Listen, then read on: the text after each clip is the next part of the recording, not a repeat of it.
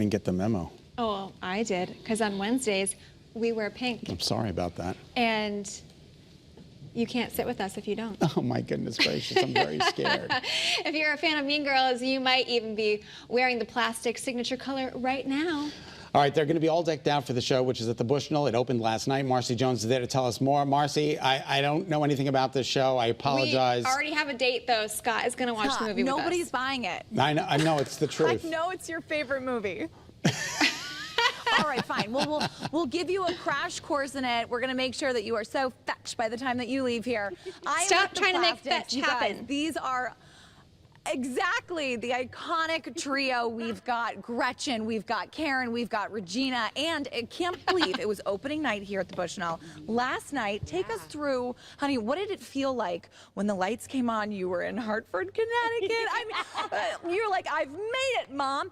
Tell us what it was like. I mean, it must have been incredible, right? It's always incredible, honestly. Anytime we get to a new place, because it's a new energy, it's a new theater, and it's just like, we're starting from like the beginning again, and it's really awesome to like get to feel a new audience every week. It's nice. Absolutely. And when you, I don't really know how the process works, but when you found out that you got the role, that it was this show and everything, how did you even get in the mindset of Gretchen Wieners? It was a lot. It took me a lot, even after I got here, you know, because I joined when the cast was they had already started and they were doing performances, and so it was a long process of me like trying things out and then being like, let's not do that, or like, let's do that, right? And then also building off of seeing what they had already works, done. what doesn't work. For sure. All right, I'm gonna move on to Karen. Now, girl, tell me about the chemistry that you have with the other two plastics. When you kind of got into this role, how did that work? When you were did you just vibe right away? Well, when I first started, we had the understudies were on as Gretchen, and I knew them from like doing understudy rehearsals with them because I was an understudy for this role before I took over for the role. And Nadina, like I think that the relationship between Karen and Regina is that Regina's very scary, but Karen's like her friend who never gets caught in the crossfires of her, you know, things, and so she's just like floating around being super happy. She's just kind of on another planet, she's just vibing. Exactly. I love it. All right, moving on to Queen Bee, Regina George. Yes, honey.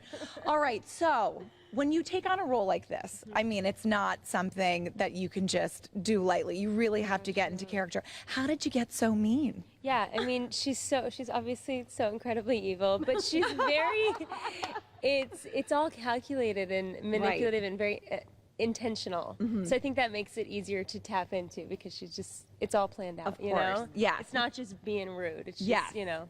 Now, before we got cast as these roles, were we fans of the movie?